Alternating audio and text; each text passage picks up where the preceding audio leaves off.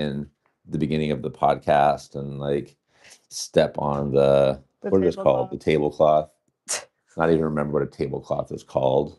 You know, it's 9 a.m. It is 9 a.m. and you're here. Thank you for being here super early. All right. Are you generally a morning person? Not by choice. Not by choice, by occupation. A 3-year-old.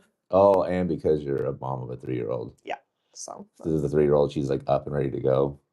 Yeah, she waits till her little room light turns green. So that's okay, like 6:45 is kind of her. Okay, time, but yeah, that's solid. Does she sleep well at night? Yeah. Okay, so that's helpful. Yeah, yours are a little older, right? They're 5th and 7th grade. Okay. Yeah, so you're past. they want to stay up. Yeah. They like staying up. They want to stay up. The speaker's on, Matador. That was cool. You're connected to Bluetooth, but I think that means that the audio is working. This is fun.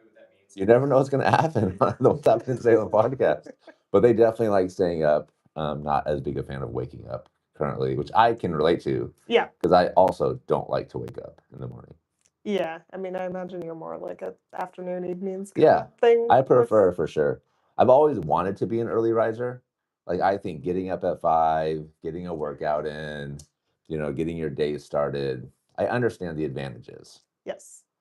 But it's just, I'm not wired. I don't know. Maybe I'm not wired that way. Maybe I just don't have the discipline to make it happen consistently enough where I become that kind of person. Yeah, I mean, I've always like heard, and I don't know if this is real science or pop science, that like, we're naturally kind of spaced out in our circadian rhythms because like someone had to stay up to watch the fire all night. Okay. And that was my people. They were staying up to watch the fire. Okay. And then we did civilization in the morning. People got to set the schedule because I guess everyone else was sleeping in. So okay, here we are. Here we are now, being judged by how we're wired. I feel like I always wanted to. I've just kind of accepted now. They're like, that's not going to be my thing. That's not going to be my jam. Yeah. And that's okay. Yeah. I don't have to do it the way somebody else did it. I can do it my own way. Gosh darn it. Mm-hmm. Like this podcast. We can just do it this way. We don't need all the fancy mics. We can just have our Rode mics that sound great. There you go. I do think sometimes there's this like idea of what something's supposed to be. And then you're like, oh, that's what I should do. But I feel like I'm pretty good about like, all right, what about if I go outside of this box? Like find a different route to achieve the same goal that I want to achieve. Yeah.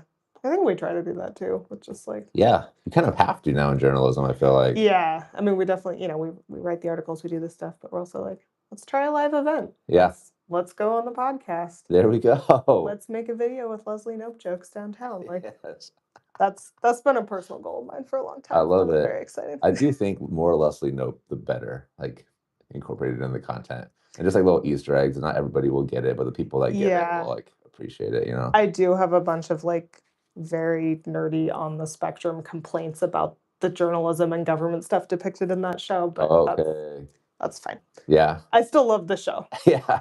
I'm just like, that wouldn't be a city council decision. That would be a county commission. Why is there no county government in that show? What is happening? That would be a great podcast where you just like look at each park and thought about that. Yeah. I figured we'd get like 10 listeners, but they'd be like super good. They would get it though. They'd be so if anyone watching this wants to do an extracurricular Parks and Rec myth-busting podcast. That's so funny. Get in touch. I've always wanted to do a podcast about the show Mad Men. Oh, yeah.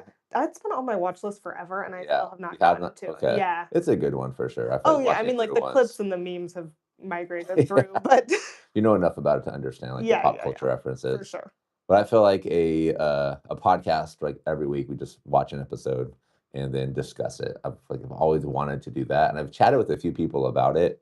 It's just tough because, to your point, like, nobody's going to listen to it, really, but the few people that will probably like it a lot. Yeah. But yeah, I don't know. I don't know. I like that sort of. So I went to school and I took like a film class and I got really into like, all right, oh, that's why like things are made and that's why they do shots this way. And so I would like geek out when we had papers to write. Like I would be like full board and the teachers would be like, I don't have time to grade all this, Jacob. And so I haven't really flexed that muscle in a while. So I always thought it would be fun to have an outlet for that. Where just looking at art, thinking deeply about, okay, why did the artist make these choices? What is it saying? But haven't really done it. Yeah. I feel like we're kind of at peak podcast saturation too. There's so many podcasts. Most podcasts are like 2 episodes and they're done though. That's true. Yeah. But I do feel like, there's a lot of podcasts and there's a lot of people that want to start podcasts that haven't started them yet. So there's both people. There's a lot on column A and a lot on column B. Um, I generally tell people don't start a podcast when they ask. I was like, this is not, you don't want to start a podcast. There's something else that you want to do, and you feel like there's some other hole you're trying to fill. Mhm. Like, find a different way to scratch that itch than a Maybe like a podcast. D&D group or Love that. D&D I group. don't know. Exactly. Go on a walk. Rec soccer. Exactly. Join a soccer league. All those things will probably be more fulfilling than starting a podcast and doing 3 episodes and then quitting. Yeah. Yeah. Which is kind of the route I think most people take with podcasts. That makes sense. I mean, like, this part see, I'm lucky because you do all the audio and the sound. I just get to come Yeah. here and talk, which is Honestly, the that's fun why I part. do it this way. So I'm streaming it live on YouTube, so there's no editing. Like, it's already being done. Matador is nice enough to help out to make sure that, like, things are working, and letting us use this great space at Metronome. But I know for myself, the harder it is to execute something, the less likely I'm gonna consistently do it. So, Yeah. let me just find the easy button and boom, here we I go. think that's what you gotta do though. Like I've Yeah. been pretty consistent about like getting to the gym and lifting, and it's because my philosophy is like anything worth doing is worth Yes. half-assing. Love it. Yeah, some You days that's know? what it's gonna be. Like Yeah, exactly. are we gonna do all 3 sets today? No, we're gonna do 1.5. And you Yep, know, that's still more than which is nothing. way better than 0. Yeah. Good job. Yeah. I mean, also you run into so many people at the Y. I don't know if you go to the Y, but Dwight is great. I don't work out there, but okay. it's awesome, yeah. Yeah. Do you run It's into a lot of like people? I cannot go there without running into someone, Yeah. which Does is everybody have an idea for you or an opinion? um usually Okay. yeah, like it is challenging to go out in public in Salem without running into someone who has something to say about the news or the work we're doing. And most Yeah. of it's positive, don't get like it's very Yeah. sweet. Yeah. But I've had like random people at the library be like, "Thank you for the work you're doing." I'm like, "I don't know who you are, That's but you're so welcome." cool. Yeah, for sure. That's awesome. Which Okay. is sweet. But yeah, so I do feel like people are much nicer in person than they are online and like comments and that DMs. is very true. Yeah, you probably have that problem even more though, because like your face is out there all the I time. get something I get a lot too is like your voice is what they recognize even before my face. I think I'm taller than most people think I am. I hear that as well. Oh, I could see that, Where yeah. there are people like, "Wow, you're taller." So one person told me they thought I was 5'10". I asked them why, and she goes, "Well, you get 5'10" energy." I'm like, "What does that mean?" And she goes, "Well, you seem really nice."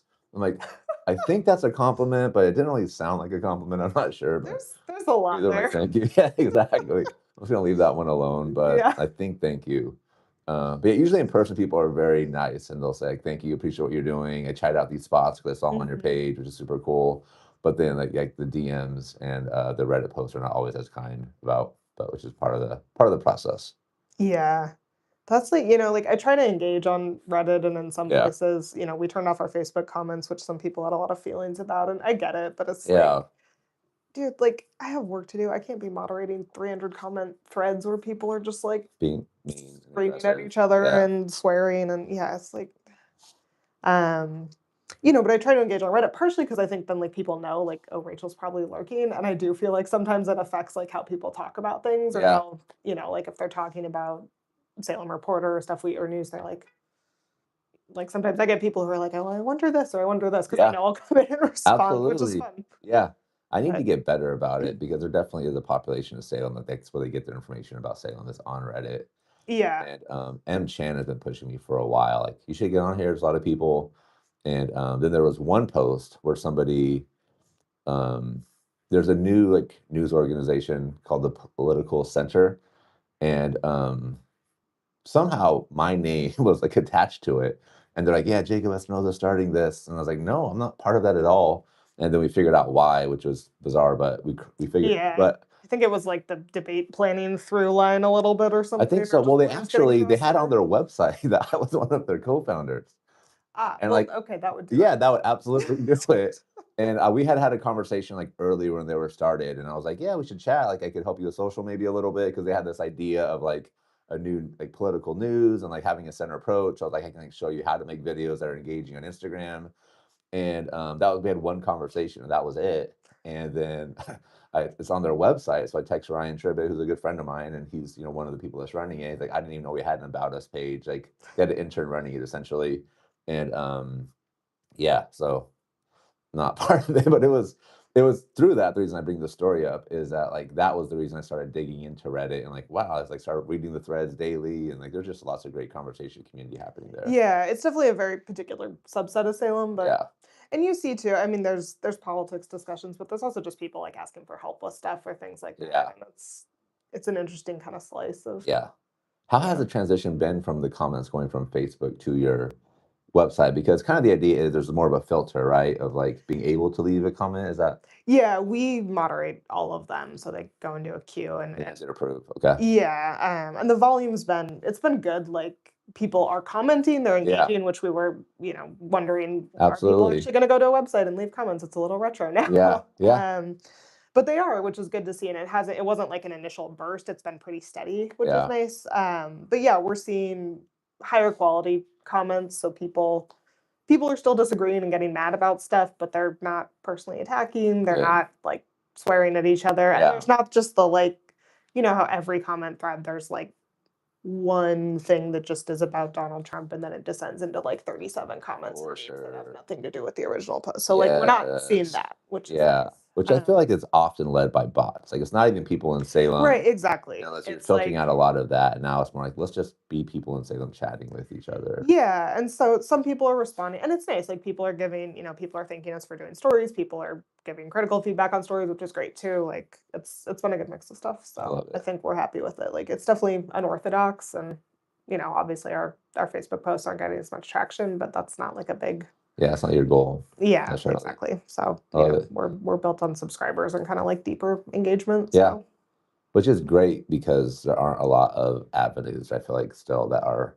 like, built around the deep engagement. It's just, like, 20-second videos, like, that's my world, right? But, like, yeah, it's easy the amount of effort it gets to enter that world is pretty low, so there's lots of people that are playing in that field, and there aren't as many people that are playing in the, like, deep, thoughtful approach to a topic.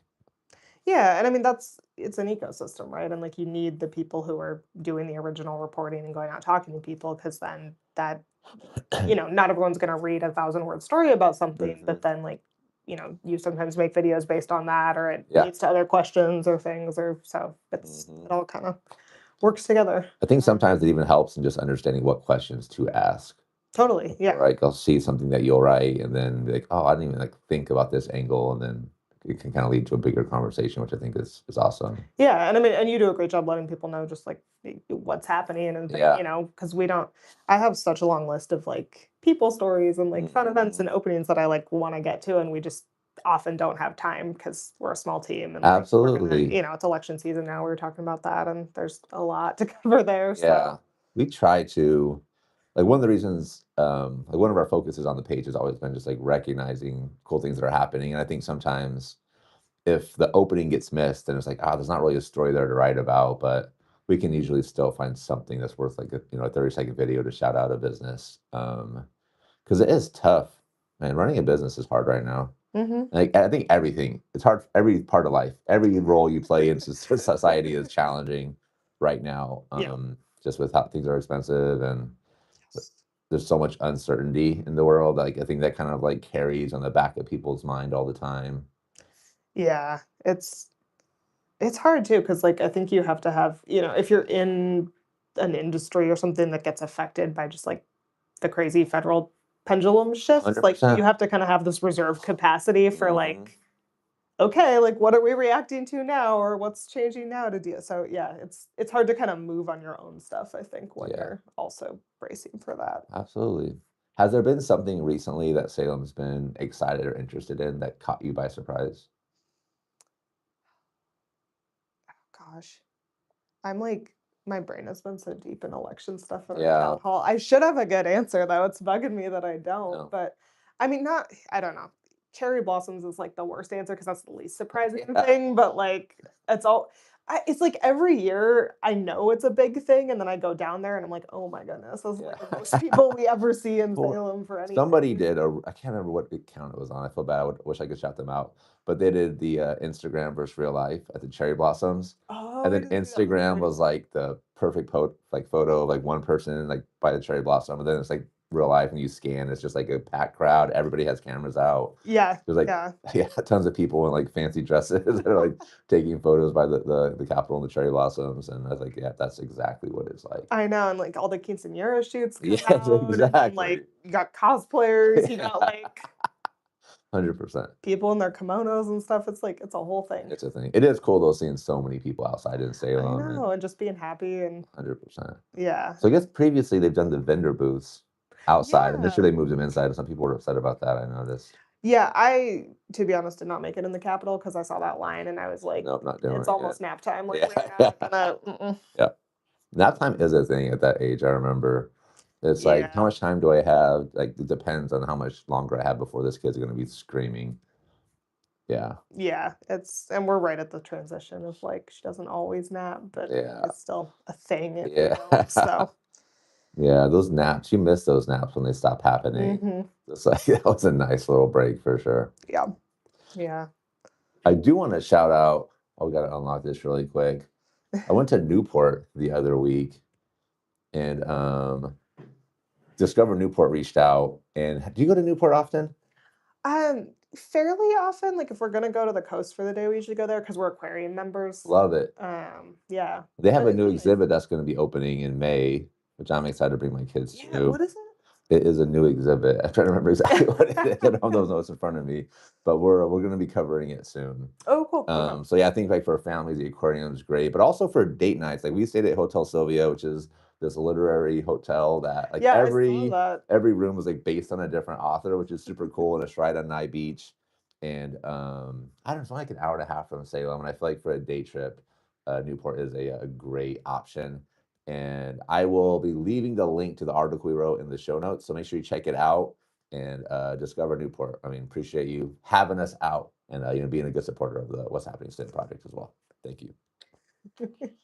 How was that, Matador? Pretty good. It's pretty good. Do you feel like going to Newport now after you heard that? Yeah, sorry guys, I'm leaving. Matador just walked out the door. He's headed to Newport. There you go. You have your phone back too. Throw it to Okay, also though, for Newport family Oh, sorry. people, like if you're the aquarium is great. I love the aquarium. There's also the Hatfield Marine Science Center like right next door, which has some fish tanks and stuff, but it's like way cheaper. So Okay. What's it called? it's the Hatfield Marine Science Okay, Center. okay, I okay. want to say it's University of Oregon. Awesome. Sorry if it's OSU. I've never guys. even been there, so yeah. Yeah, it's I don't, it's something like $5 to get in, and it's like they have touch tanks, they have like nerdy science stuff. That's So awesome. it is the aquarium for broke nerds. Boom. You learn more and pay less. Yes. Which is, that's probably not a lot of your podcast demographic, but it's There's my probably demographic. some. So shout out to the broke nerds out there. Exactly. Brokenerds.com. I'm sure that's That the would be way. a great Instagram page. Like, Boom. here's cheap stuff for nerds to do. There you go. Ooh, okay, okay. Put in your 2 Now, weeks notice. Put in your 2 weeks notice today. You're gonna be an no, influencer. nope, I need health insurance. That's not gonna work. It's not cheap. It is so expensive. People who like those like tacky gadget life hack things too, and those could fit right in that. What is it? Otaki. Yeah, for sure. Tacky You're gadget absolutely life hack. right. Here's a cheap way to do this. Yeah, Here's like that could be like the mission. We're gonna try to find the least expensive way to accomplish this thing, to build this type of a gadget. Yeah, no, I would not be good at that. Oh, anything for anything. I am not a handy person at all. Like something, it took me like 2 weeks to fix my vacuum when it broke, and it was like the simplest thing. I don't know. I was talking to somebody recently who like puts planes together, and like you're gonna like build something like that with your hands, and then like be comfortable sitting in it in the sky. Like, That's amazing. Good for them. yeah, Yeah. that's a lot of confidence in yourself. I would never, never, never, No. never do that. It's crazy when the planes fly over and they're like from 1935, and it's like, well, I mean, I'm a little stressed out getting a 1935 car, but it's like For sure. Yeah. Yeah. If a bike's that old, I'm like, no, I'm not riding that thing. It's not safe. It's not safe enough. Oh goodness. But you did a great article, Block 50 recently. You were in it. In the Yeah. weeds. Very in the weeds. My pitch for coming on I texted Jacob. I'm like, I read 700 pages of environmental reports. It's gonna be Yeah. late. You want to talk about it? That's so many. Like the broke nerds are gonna love it. For sure. That's a guesstimate, by the way. So like, don't go in my Google Drive and fact check me. Never would. We don't have time to fact check what's happening in Salem. We just run with the story. That's a joke. That's our job. Yeah, so folks, if you've seen like the big empty lot, which that's where the Parks and Rec thing comes in for me. It's like the pit, the lot, Yeah, yeah, There are a couple of pits on there you could fall into, I think, if you really weren't paying attention. It's all probably. fenced off. But it's that big block, like right off the Center Street Bridge when Mhm. you are coming into Salem. It's across the street from like the urban development office. It's where the UGM mission used to be for folks who've been around that long, the like super old, fallen apart, janky one. Mhm. And Yeah, I say that with love. That's like based on interviewing the guys who ran yeah, it back. yeah. Like There was a reason they built a new one. yes, yeah. So so this has been like a 10-year city effort to redevelop it because it's what the city's urban renewal tries to do is like take properties that private investors are not going to be interested in Okay.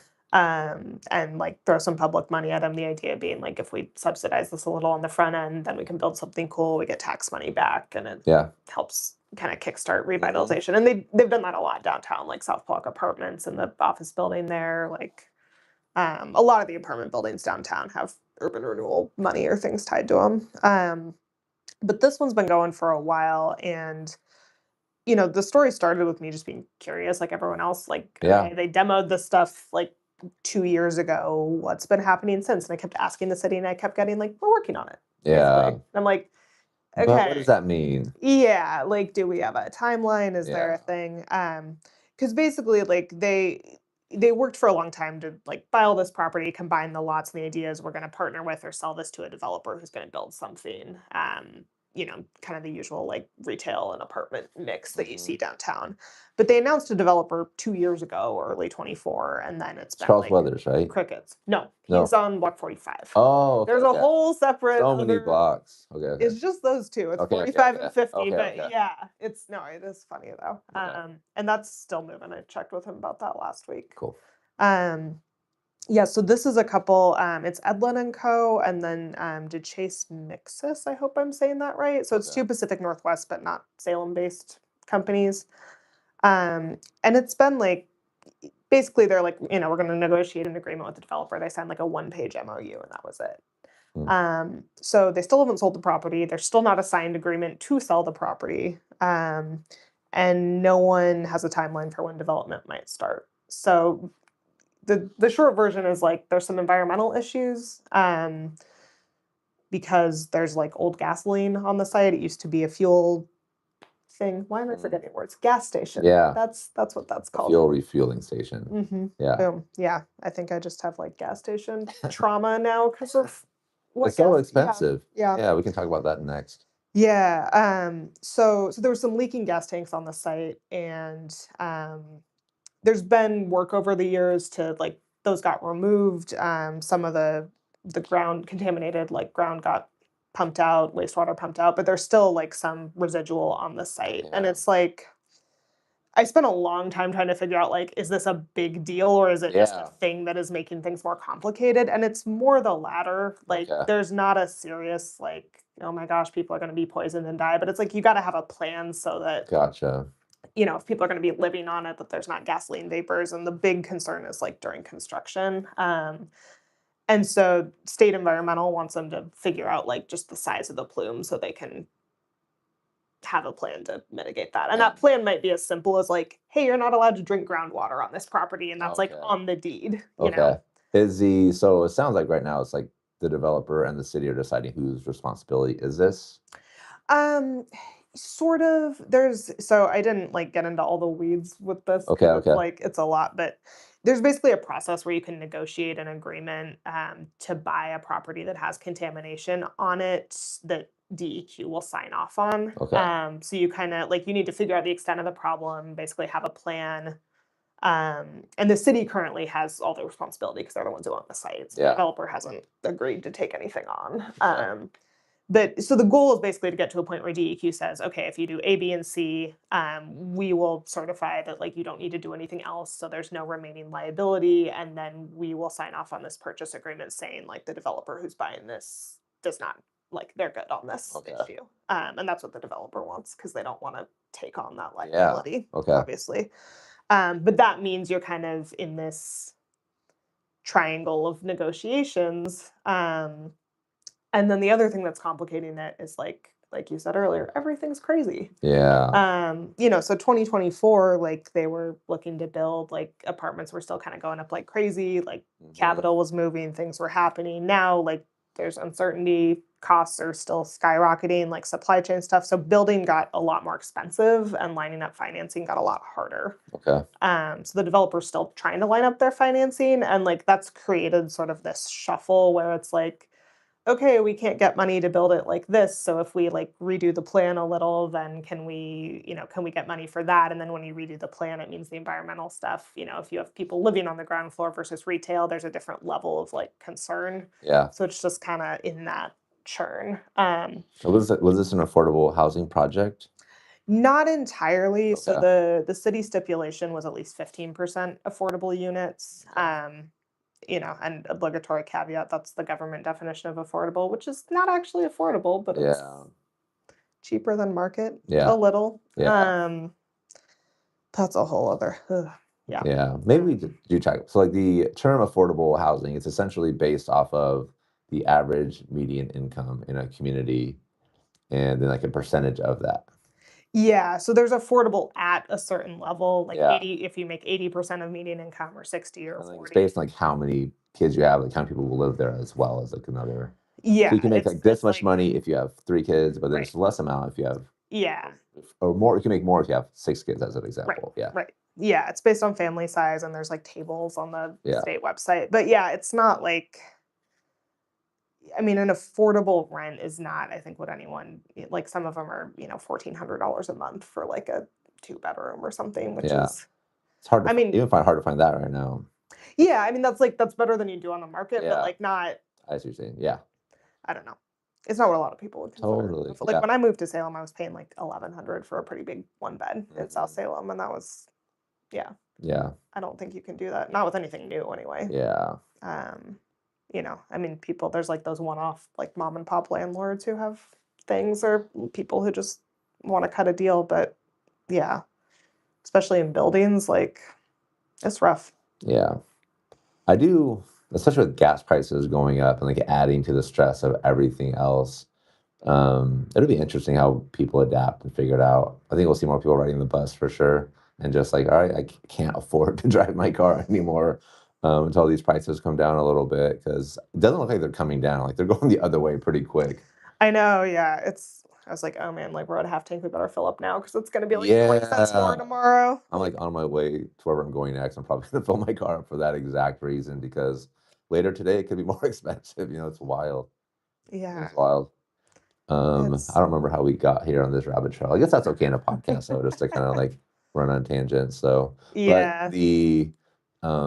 so the original plan was it was going to be a big apartment complex, and Yeah, now they're and just retail, and like there wasn't a lot of specificity about what the yeah, retail space would look like because that's always sort of hard to pin down, I think. absolutely. You're building and hoping somebody fills it. So the plan is still a mix of retail and apartments, but I haven't gotten much more specific than that, and they still don't have financing. And I should say all of this is as of when we published the article just a couple of weeks ago Yeah, now, so I'm yeah, probably due to circle back.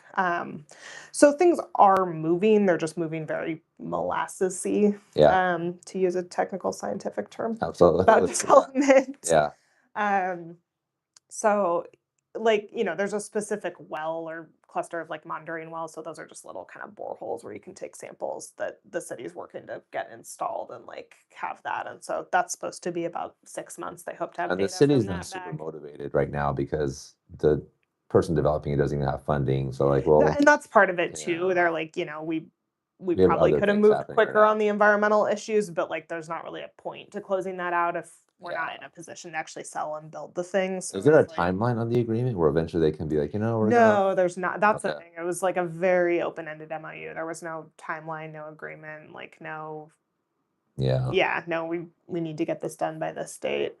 Which is, it's tricky because, and I've had like a mix of reactions to this story. I should also mention, like the city so far has spent $5 million on this project, which is mostly acquiring those lots. Mm. And obviously they'll recoup Yeah. some of that with a sale. And that's, people have been debating urban renewal in Salem forever. And I'm not going to settle that debate by any Yeah. means. Like some people think it's a waste of money. Some people see that it provides economic benefits and, more tax money down the road. And sometimes it just depends on the specific project, I think, and how people feel about it. But I've had a range of reactions to the story. Like some people who are like, well, this is ridiculous and a boondoggle. And some people are just like, I'm just glad I know what's happening. Yeah. And I got like one thoughtful, critical comment that was like, well, what would this journalist have the city do instead? Like this is why we have urban renewals, to invest in stuff like this. And Yeah. like, you can feel however you want, man. I'm just trying to tell you what's going Yeah. on. But I think there was definitely a lot of interest and questions about, and partially because I had like folks who are in the development or like real estate community who are reaching out and asking because like they didn't really have a good handle on it either. So that was part of why I wanted to dig in, because I thought it would be a little more of a lift than just asking a question or two. Do you get people like emailing you and reaching out often with, hey, like what's happening with this? Probably not as much as you do. Okay. I mean, it is your whole name, so That's true. there's that. Yeah. But we do, like, we're trying, we started this year a new feature called like Whatever Happened, where we just kind of double back on old stories and do like a 1 or 2 paragraph That's update. great. Yeah. Yeah. Because that happens all the time. We cover like, oh, there's this cool community project that's happened. Like one that we just did was about a bunch of neighbors along Mill Creek, like on Chemeketa, were banding together and trying to pull out a bunch of invasive plants, plant some new stuff, got some grants to do it. And someone emailed us like a while ago and said like, oh yeah, what happened to that? And we checked, and they're like, oh, yeah, we've done most of the planning. We've got our last one this fall, so it's cool to just get that little bit of like... That's awesome. Yeah, because I think journalism, we do have a novelty bias sometimes of like, here's this new thing that's happening. And, it's exciting. Like we try to be intentional about doubling back, especially on government stuff, to like hold folks accountable. Yeah. But, okay, you said this was going to have this effect. What's going on? But it's nice to do that for some of the community stuff, too. I like it. You had the event at the Elsinore. Yeah, we had our latest town hall last night. I've been really trying to help people be more interested in local politics, but it is a challenging battle. It is. I think there's part of it that people just don't care that much, and which I think they should care, like at least who's running and like be informed, just vote for somebody. I think there also is a side of like people that are running are offering to volunteer for like to be hung publicly and some, you know what I mean? Like, oh yeah, I mean it's a big undertaking for sure, for a basically full-time plus paid job. People are gonna be very mad at you regardless of what you do, which is something I'm empathetic. Like the fact you're putting yourself out there, and that I think it's good that we have people doing that, even if I don't agree with where you stand on everything. I think generally we have pretty good people that are running for positions locally. There's nobody I see running that I would consider like a villain or like evil or somebody coming in with evil intentions. But yeah, covering it is challenging. And I've been like thinking, do we even talk about it anymore at all? Because I get so much of the like, oh, he's running for this person. It's a propaganda site for this person. And I feel like I've done a pretty good job of like staying neutral. And really like, genuinely, I just wanted people to like be more engaged and like understand what was happening. But I don't know. I'm trying to figure out like how we approach it. Do we change our approach, or do we just keep doing what we've been doing? And I don't know. Yeah, I mean, a lot of what we try to do, we certainly, we interview all the candidates, at least those who will agree to be interviewed. And, we talk to them, we try to, but we also, I think part of what we bring is just having covered the city of Salem for years and understand, I mean, Salem Reporter predates, I think, everybody who's currently on council, the city manager, most of the elected and appointed leaders in the city, which is fun to say now. Yeah. So we've been doing this a while, and we have a good sense of like, okay, you want to do X, Y, Z, like those aren't actually city things, or that's something like, okay, that's your plan. You need to get 5 votes for that. So what's your strategy for doing that? So we try to bring that to interviews with candidates, because I think there is a lot of just like, what do you want to do about homelessness? Like soundbite. We're gonna fix it. Yeah. Okay, tell me more about that. Yeah. So yeah, a lot of people have been trying to fix it for a long time, and it's and not to say we don't, like our event last night got 8 candidates, trying to let them all present. So that was more just like, here's a question and we're done. But we are interviewing everybody and kind of trying to pin them down on like, what does that actually look like? And also just, who are you as a person? How do you kind of approach things? Because I think that matters a lot too. But one of the things we're trying this year is kind of doing some like framing stories about particular issues because I think, city council's nonpartisan, but it's evolved into these like functionally partisan races. Absolutely. You have a Yeah. liberal progressive slate of candidates who campaign together. They're all endorsed by Yeah. the same groups. And then you have a conservative slate of candidates who campaign together, all endorsed by the same Yeah. groups. And it doesn't always map perfectly onto Democrat, Republican, but It's it's pretty pretty close, close. yeah. Yeah. I'm trying to think of an exception right now, and I can't think of one. Well, yeah, because the Marion Polk first, like, conservative slate, like, they've had folks who are registered as Democrats, but are kind of more moderate, Mhm. business friendly, or folks who are registered unaffiliated, but Okay. they're generally the more Yeah. conservative candidates in Okay. the race. And it kind of depends on the race too, and like what issues. Like last round of council elections was really about the payroll tax and the Mhm. divide over that. Yeah. Um, but yeah, so we're kind of trying to explore like, okay, homelessness policy, like what would actually be different if you have a conservative versus progressive majority on the council? Like what's at stake that the city actually has control over and can do? Like everybody wants the state to pay more money to Salem for public safety. That's Yeah. been like a thing everyone has tried for years and years. And Yeah. like that would be great if that happens, but that's to some extent outside the city's control. Mhm. Several of the candidates last night were talking about like the gas tax referendum and like, well, we're opposed to this. I'm like, okay, that's not anything the city is like putting on the ballot, has Absolutely. control, Yeah. just but it is challenging to like because we have a subset of readers who are like very dedicated and like follow this all very closely and they're like, you need to write this story about this one exact thing specifically. And I'm like, bro, like half the city doesn't even know what the city council is or like who the mayor Yeah. is. Yeah. And we Um have 8 people in, like, an hour and a half to get through, and so it's tough to prioritize and Yeah, but it definitely is a challenge, especially and it's because it's, like, all this time and energy and fanfare, and you look at some of those races because it's zoned elections or, people live in a geographic ward, they have a Mhm. counselor for that ward, so the vote totals in some of these races are, like, a couple hundred or 1,000 Yeah. people. Yeah. It's such a small percentage. Yeah, Like, it's there's a nowhere that your vote counts more than in a local No, election. Yeah. totally, I've been I read this book, like, during COVID, and this one thing has stuck with me about, like, when the US was founded and we had the House of Representatives, like, your average congressperson was representing around, like, 200,000 people, Mm. which is, like Yeah. that's li I It's mean, like not City of ins Salem. Yeah. Yeah, Yeah. yeah, exactly. So that Yeah. was someone who was actually sort of, like, Yep. possible to reach and talk to on a Yep. regular I mean, obviously, communication was very different, but just as Yeah. far as the size of citizenry you're expected Mhm. to go represent. And now that's like, it's not a council seat in Salem, but that's the mayor of Salem or that's like Totally. a Portland city Yeah. councilor. Cause I think people do feel like local government is maybe one of the last avenues where you can like run into someone in a coffee shop or just chat Mhm. with them or kind of reach them. Yeah. And yeah, and that's another challenge too. Like, our reporters, Abby and Joe, who did the town hall bit with Councilor Nordic last night, they've been talking to a ton of folks, kind of, to just gather information for a bunch of different stories. Yeah. And one thread that's kind of emerged in that is like part of being a counselor is just being good at sort of dealing with people's concerns because of that dynamic where like if you're worried about the war in Gaza or Iran or gas all these things that the city council doesn't really have control over but like Yeah. you're going to go to your counselor and be like do something like I just want to see Yeah. you doing something or talking about this or acknowledging it Yeah. and that's a challenge for Abs folks in that role. Yeah, I completely agree. Then it becomes like a statement.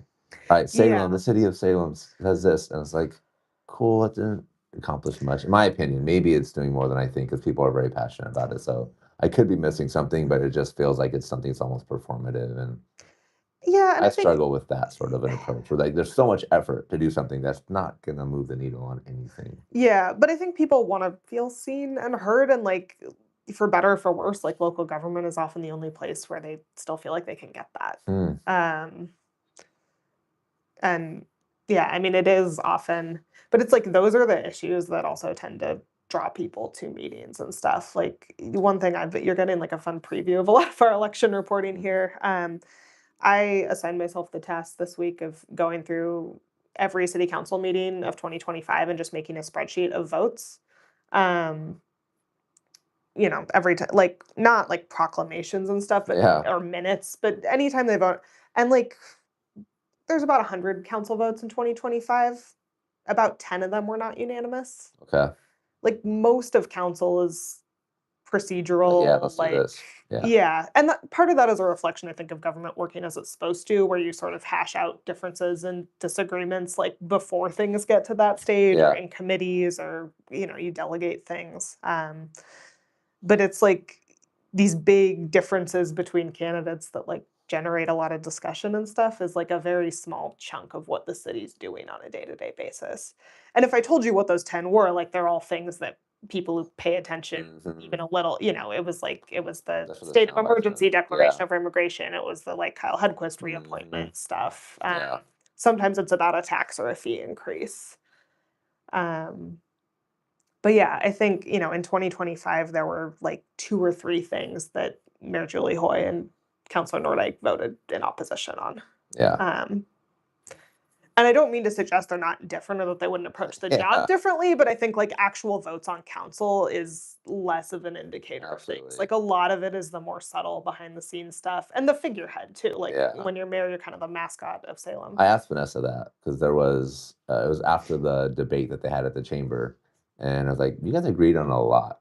Yeah. Sometimes it felt like it was like that Spider-Man meme where like two people they're both pointing at each other, and she was like, "Whoa, whoa, whoa, we are not the same." So she kind of gave a laundry list of things. It was a pretty short laundry list, to be fair, of things that they're opposed to, like how they approach the job differently. But I think that is good for.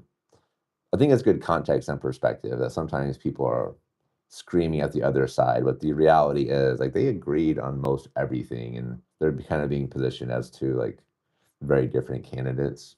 I think they are very different in Okay. their approach to office, and in some of those, you know, I mean, homelessness is one, I think, where they just, you know, on rhetoric at least have a Yeah. very different standpoint. And I mean, the mayor is currently one of the chief petitioners for like a statewide ballot measure that would Yeah. basically make it easier for cities to sweep camps or do that more quickly.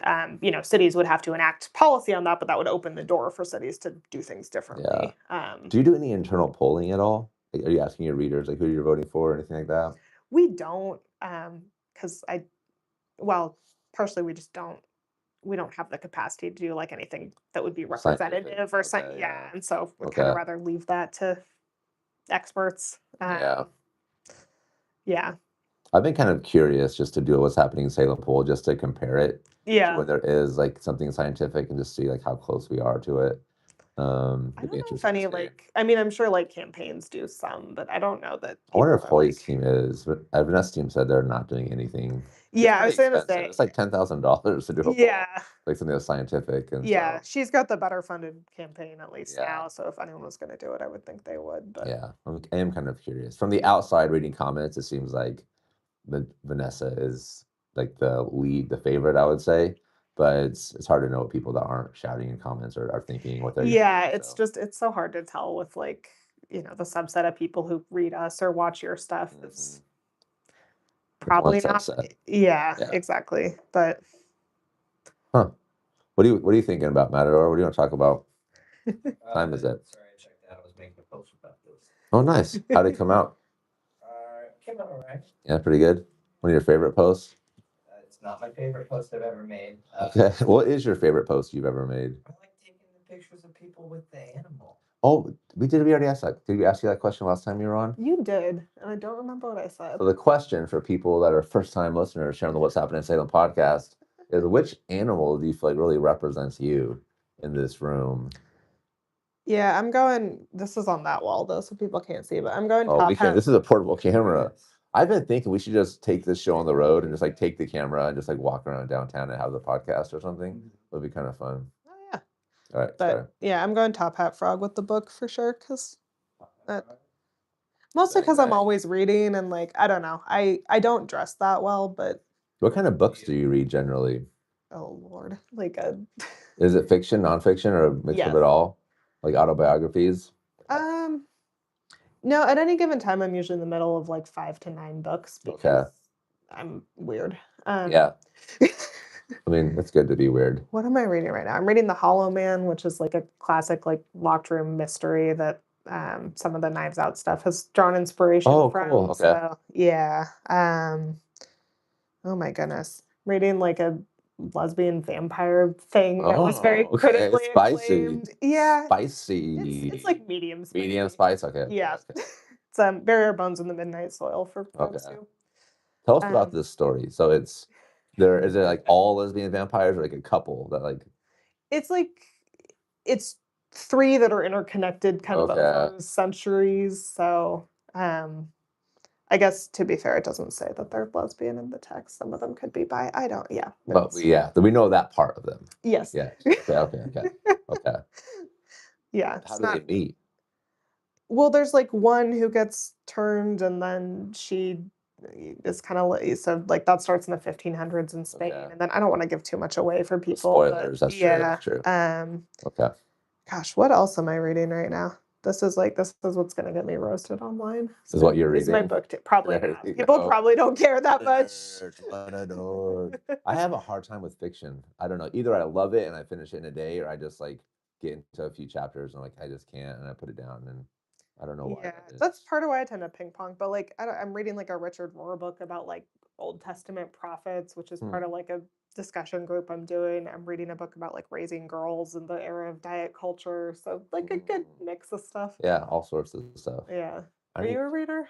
um I try to Or is be. that, yeah. Yeah, I go on spurts where it's like Yeah. a lot of input and then a lot of output. And I feel like right now I'm definitely like heavy in output, but I'm to a Yeah. place where I'm like, all right, it's time to like hit the reset button and start reading some stuff. Because I was reading like every leadership book for a while. Oh, And then sure. you start reading enough of them, and it's like, you guys are all saying the exact same stuff Right. here. Don't be a jerk, be direct, follow up with people. Leadership, check, you did it. And so yeah, I kind of went through that phase, and yeah, I think now I'm in a place where it's like, all right, time for more input. I've kind of have been feeling that. I think definitely more on like the journalist side though, of Mhm. like, all right, what are the tools I need to be developing to kind of fill some gaps that I have and to help the page be better. And Yeah. 'cause I studied journalism. I think we've talked about Yeah, this yeah. before, Yeah. but that was a long time ago, and I think sharpening some of those tools in that way would be helpful, Yeah, especially for sure. just because I want to get better at storytelling. I think we do a pretty good job, but there's definitely room for improvement. Or when I visit a business, like we're pretty good about like, all right, here's an interesting story that you can help you understand like why these people did what they did and like what makes it cool. And I feel just like sharpening up some of the questions that I ask would be helpful in that Mhm. regard. Because so many people are doing B-roll videos now. It's like Yeah. a thing because it works. And so I think to stand out, like having that piece where our stories are just better is kind of how we can help the page continue to be successful. For sure. Yeah. It's kind of stressful, the like having a living on Instagram, Yeah, it's because like there's such a low barrier for entry that at any point somebody could just step up and be like, no, fuck that. I'm gonna be better than everybody. And then it's like, all right, we gotta be better than this person, this new kid on the block that's sharpening their swords. yeah. No, I feel lucky because like we do some video, we dabble, and Yeah. like we've definitely, our Instagram page is much more active than it was like Yeah. a year or two Love it. ago. But it's not our primary thing, and like part of what we try to do is just make sure because I think we get a lot of our value and from for the community and the Yeah. fact like people know we're part of the community. Like we're out, we're talking to Mhm. people, we're putting on town halls. I'm here rambling about the books I read and Yeah. whatever. Yeah. And environmental reports and all the Yeah. fun stuff. Because I do think that helps with, the same way people are like nicer in person than in the comment section. It's Yeah. like because you say journalist or media and people are like, oh, I kind of Oh, like you that. lie to people. Yeah. They're like, oh, like what side do you? And I'm like, okay. Exact. Yeah, right? Immediately. Like, come on. Gosh. Um, but I get people who will in the same sentence talk about the media and journalism and be like, I'm so grateful for like you guys and That's what you're awesome. doing because I'm not the media. I'm like Rachel who has a kid and a house and Mhm. like I pay the same taxes you do and I navigate the same drivers who are trying to run me over on Center Street, like all the good stuff. Yeah. That's not the good stuff. Yeah.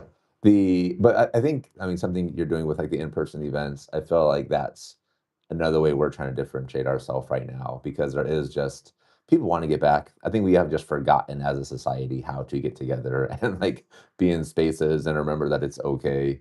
Yeah. And That's what your book is about, yeah. exactly, 100%. And I feel like, yeah, I'm proud of the book. I think people that have read it and give me feedback. Like, okay, I'm doing these things now. This is like what I was doing wrong. Or some people have told me that they read it and like they put their first event together, and that's like the coolest thing ever. 'Cause that's why I wrote it.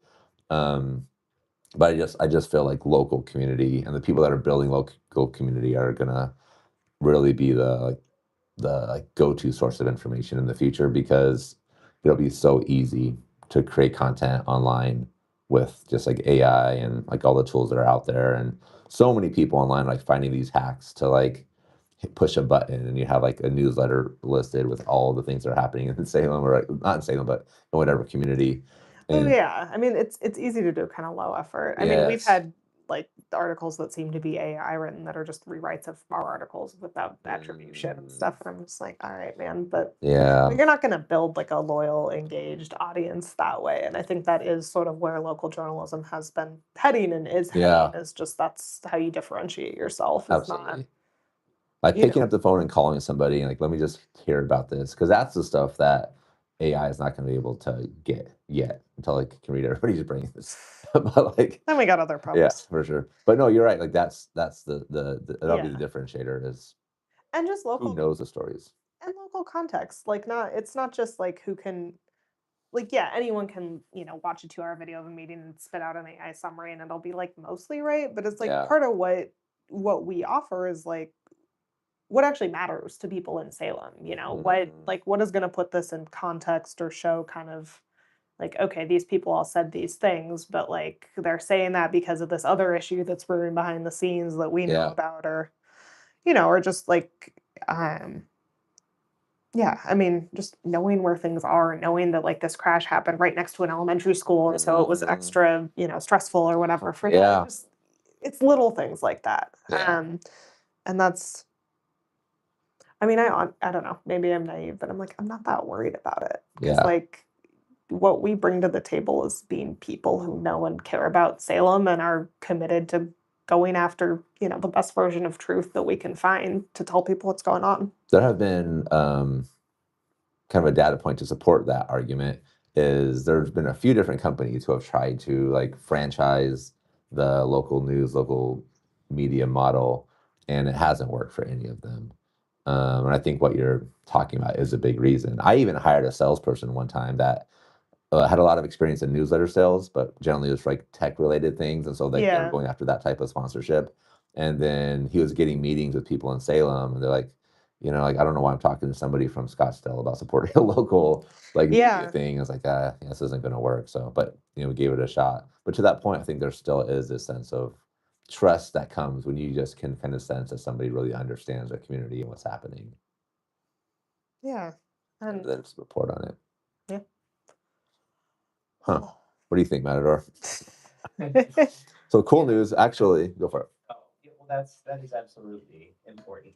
Like, I mean, there's a reason now people are drawn towards what's happening in Salem or Mhm. Salem Reporter, is because like you're making articles that are not cookie cutter, and they're like you're actually going out and engaging people, and people are seeing you as people, and then having the trust in you that you actually care about it, because you lived here, you know? Yeah, Yeah.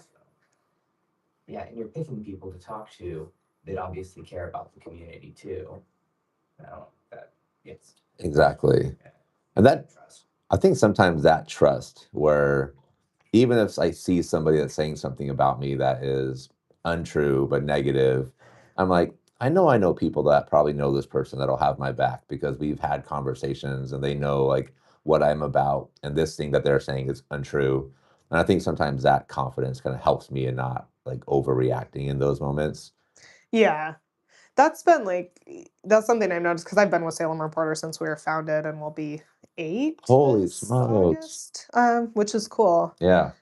And, early on, it's like you're trying to establish yourself. People are like, okay, these guys are new. Like, what are they about? And so Yeah. it's harder to navigate that. But we're established enough now. Like, I can remember periods of our history where like we were getting a lot of complaints that we were like very conservative and pro-business biased, and a lot of complaints we were very and just like it just kind of depends on the pendulum and Gosh, I'm issues. in that right now. So yeah. Um, Because I mean, part of our job is to hold people accountable and elected officials accountable. Like after when city council took the payroll tax vote, which was not a clean, like progressive conservative split, but pretty close to one, Nordic being the exception, like people people who supported it were not thrilled with us. Like the council who voted for it, not thrilled with us. They got really upset that we asked them, like, would you personally have to pay this tax that you just voted to impose? Yeah. They're like, well, I don't know how that's relevant. I'm like, I think you do. I think you just don't like the question. Yeah. Yeah. But, they like we all got through it. It was a stressful time for them. And those are all people that our reporters can pick up the phone and have a conversation with. Yeah. It's like that's part of the job. It's kind of so something I just realized. So you guys were getting heat because you were holding people accountable and asking the tough questions. I get heat the other side Right. because I'm not asking anybody tough questions. I'm just like, somebody's on my podcast, I'm just like nice to them. And so it always comes across as like, oh, they're for that person. It's like, well, if you listen to this other podcast, it probably fears I'm for this person as well. But I'm really just like trying to like have a conversation that it's kind of a different type of conversation than maybe they're used to on a podcast or whatever. But yeah, that's funny. I never thought about that before. Just being too nice to I got that feedback a lot. Like you're too nice to politicians when they're on your podcast. Yeah, and I mean that's what you have more politicians who are willing to talk to you than we do. Yeah. But then also, like, is that a good thing or not? It's kind of like the internal like monologue I've been having with myself where it's like, yeah, like, is this serving a purpose at all? You know what I mean? Are people paying attention and like learning anything from this? Is this actually, I was hoping it would be like the top of the funnel, like, oh, like, okay, that's cool. I'm curious, like, what else, if I dig deeper, what else I'll learn about this person? And I don't know if we've achieved that. So I'm kind of like, maybe just shift the focus altogether. Yeah, it's a tricky thing for sure. I mean, I think you always got to be kind of iterating and Yeah. figuring out what's going to serve people and and that's part of our thing too is like we're here to serve the community at large and our readers. I mean, journalism is a funny thing because I think I certainly and our crew is very motivated by like caring about this community and what happens to people and like there's places and spaces where like loving your community looks like kind of being a hype man or Yeah. cool stuff Yeah. going off and like our role is definitely more, I mean, trying to hold a mirror and shine a light, and that is not always Pleasant. pretty, and sometimes Yeah. it's nuanced and complicated and whatever, but it's yeah, it is out of love. It is. Awesome. Well, appreciate you being here, Rachel. And Salem, thank you for tuning in to the What's Happening in Salem podcast here at the beautiful Metronome Studios. They still have a couple of spaces available, it sounds like. So don't, especially if you're a drummer. If you're a drummer and people at your house are sick of hearing you drum, there is a home for you where you can drum as loud as you want. And they got soundproof rooms ready to embrace you. Appreciate you, Salem. Look at that. Boom. There you go. So what's the date of the show? Oh, April 1st. 24th. No, not this show. Sorry. Oh, So okay. April 24th, there's a show at the Grand that Matador's band is headlining. Oh, nice. And I am going to be coming on. I have a song called Oregon Homeboy I made when I was in college that blew this up from on your rap? MySpace. Yes. Okay. Yes. And Jacob's former rap career. yes. All right. And I'll be on stage. We're gonna do the song together. Maybe another one, just kind of rapping a little bit, riffing maybe. Yeah, we have another one too if you want to. Okay. So I'll be on stage a little bit, which I'm excited for. I've done like 4 last shows in my life, and I'm like, maybe this will lead to my 5th last show. Boom. In college, it wasn't like an actual like rehearsed performance, but there'd be like a band playing, and I would just like rap.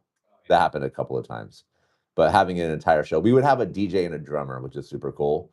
But the live band experience is the best for sure.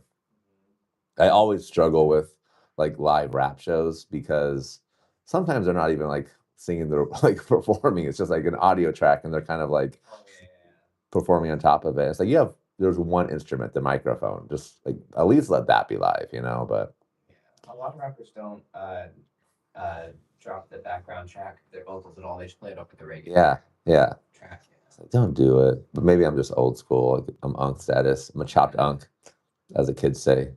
Shop unk? You not heard of that? I haven't heard the shop added to it. I think it's like a washed up old person, essentially. Yeah, I mean, that's how I've inferred what it means, but yeah. Cool. All right, Salem, appreciate you. See you April 24th at the Grand Theater. I'll be there.